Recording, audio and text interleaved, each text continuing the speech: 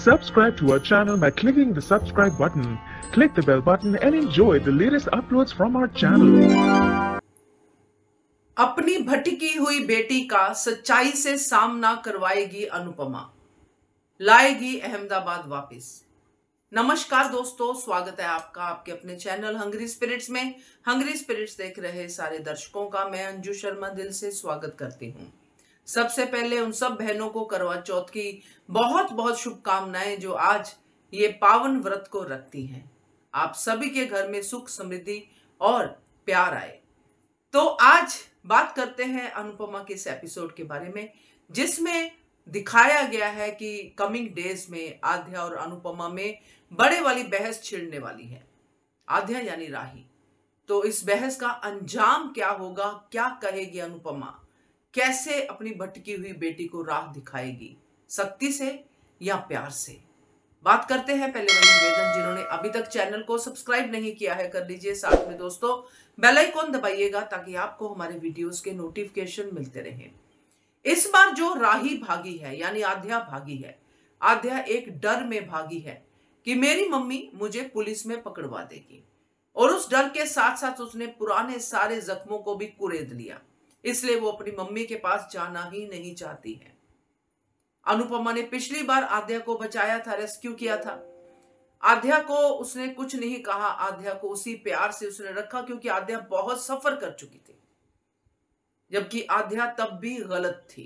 घर से भागना कभी भी सही सॉल्यूशन होता ही नहीं है। अगर आध्या अभी तक अपने माँ बाप को अपने माँ बाप नहीं मान पाई तो इसमें सिर्फ अनुज अनुपमा की गलती नहीं है, आध्या की भी गलती है। इस बार अनुपमा इसी पॉइंट पे आध्या को समझाएगी। जो हमने प्री कैप में देखा है कि ये अनुपमा कहती नजर आई है कि इस सच से कभी भी मुनकर नहीं हो सकती कि तू अनुज और अनुपमा की बेटी है। यही सच का जो है उसको जो है सामना करवाएगी अनुपमा। अनुपमा आध्या को स्वार्थी भी कह सकती है, क्योंकि अनुपमा सख्ती पे आएगी और बताएगी कि तूने कभी भागने से पहले अपने मां बाप के बारे में सोचा है? तू मुझे कहती है, क्या तू कभी मेरे पे विश्वास कर पाई? मैंने कभी तुझे पीछे नहीं छोड़ा, तूने मुझे हमेशा पीछे छोड़ा। हमेशा तेरी वजह से मुझे शाह हाउस वालों की या जो भी नाम लेगी अनुपमा, उनकी बातें सुननी पड़ी। आज भी वो मुझे यही कहते हैं कि मैं तेरी ही सगी हूं, और तू कहती है कि मैं उनकी सगी हूं। अपने बारे में बात करेगी अनुपमा कि मुझे बता मैं क्या करूं, क्योंकि सिचुएशन तो वैसे की वैसी ही है। उसके अपने बच्चे कहते हैं कि वो आध्या से ज्यादा प्यार करती है, आध्या कहती है कि वो इनकी सगी है। मेरी तो मां है ही नहीं, चाहे वो सोने की बने, चाहे वो पत्थर की बने, चाहे वो मर ही क्यों ना जाए, मगर आध्या के लिए वो मां नहीं है।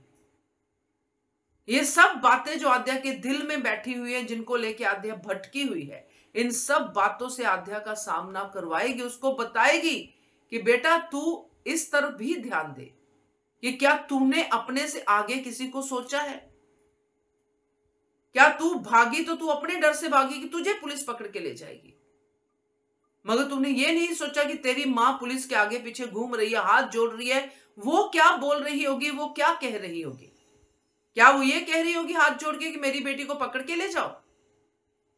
वो यही कह रही होगी ना कि हाथ जोड़ के कि मेरी बेटी ने कुछ नहीं किया है। वो सारे के सारे अच्छे तेरी मां के काम सारे जीरो हो जाते अगर मां एक लाइन बोल दे, तो उसी पे विश्वास करती। कुछ इस तरह के डायलॉग होने की मुझे उम्मीद है।